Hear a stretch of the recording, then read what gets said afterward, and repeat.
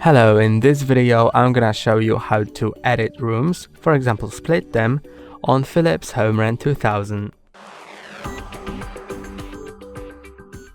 To do it, click on the Map Edit button, then go to Edit Rooms. Now you can merge, divide or rename rooms. So to divide a room, click on Divide, then select a section, just select the room that you want to divide first. Then there is a line, you can draw it however you want to divide the room. So I'm gonna divide it like that. Then approve here.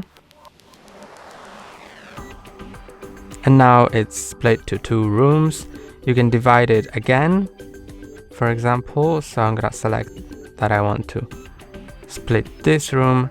Then I'm gonna split it like that. And approve.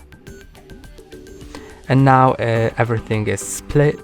To merge rooms, click on merge, then select two rooms that you want to merge and approve. And you can also rename rooms by clicking on rename, then select the room that you want to rename. And now you can rename it just like that. So you can add a name from these ones or just type it in yourself. I'm gonna just select the kitchen, then click on save. And this room I'm gonna rename as home office or whatever. Going into sleep mode. And then approve here.